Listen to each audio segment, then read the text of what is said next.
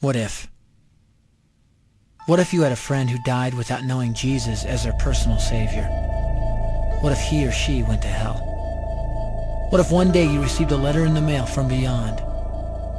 A letter from hell. A letter from your friend in the flames of eternal torment. The following is a dramatic presentation. It was written by a fictitious high school student named Josh to a friend named Zach. Although Zach had every opportunity to tell Josh about Jesus, he didn't. They were best friends. They played soccer together, they went to classes together, they partied together, they shared their lives with each other. But there was one thing Zach held back from Josh: his personal relationship with Jesus Christ. The rest of the story is simple and sad. A few too many beers, a tragic drive home, a crash, a death, a funeral, a letter. Here is that letter in its entirety. A letter from hell.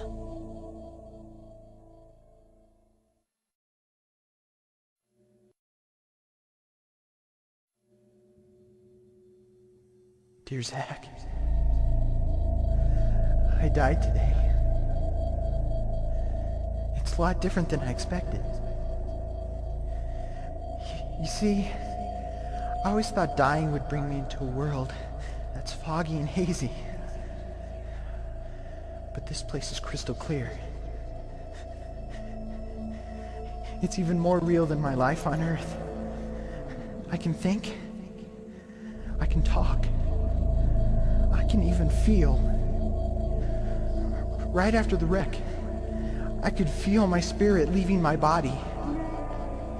It was the weirdest thing, Zach. I thought I heard you screaming out to me, man. I must have been just imagining things. At first, I was just standing in line, getting registered, I guess. They asked me for my name and began to look in this thing they called the Book of Life. I guess they couldn't find it, though, because this huge angel standing next to me grabbed me by the arm and started dragging me away. I was terrified. I had no idea what was going on. I asked the angel where he was taking me, but he didn't answer. So I asked him again. Finally, he told me that only those whose names were written in the Book of Life could enter into heaven. And the rest would be condemned to hell forever. Man, I was scared. The angel threw me into some kind of holding cell where I've been sitting and thinking for a long, long time. Do you want to know what I've been thinking about? I've been thinking about you. Zach, you're a Christian. You told me so yourself. I mean, we talked about it 3 different times today. Kelly brought it up, and you laughed it off. Coach Adams brought it up, and you changed the subject. I mean, it came up right before the wreck. Well, the question I can't get out of my mind is this, Zach. Why haven't you ever told me about how to become a Christian? I mean, you say you're my friend, but if you really were, you would have told me about this Jesus and told me how to escape this terrible place that I'm headed for. I can feel my heart pounding in my chest. The angels who have been chosen to cast me into hell are coming down the hallway. I can hear their footsteps. I've heard of this hell, Zach. They call it the lake of fire. I can't stand it, Zach. I'm terrified. No, the angels are at the door. Oh no. No! They're coming in and they're pointing at me. They're grabbing me and carrying me out of the room. I can already smell the burning sulfur and brimstone. I can see the edge of the cliff where hell burns. This is it.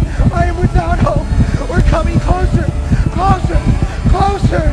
My heart is bursting with fear. They're holding me over the flames. I'm damned forever. This is it. They have thrown me in. Fire, pain, hell. Why, Zach?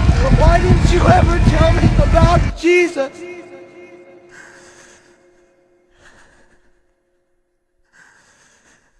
Signed, your friend, Josh.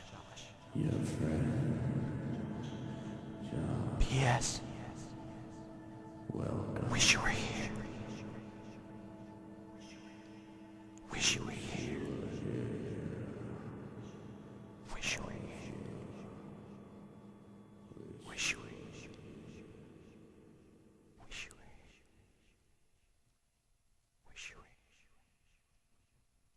Wish you were here.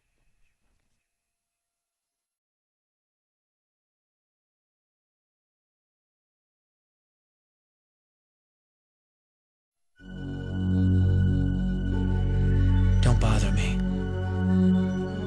Don't bother me with souls to save. I have my own agenda. There's school to do, sports to play, important stuff to attend to.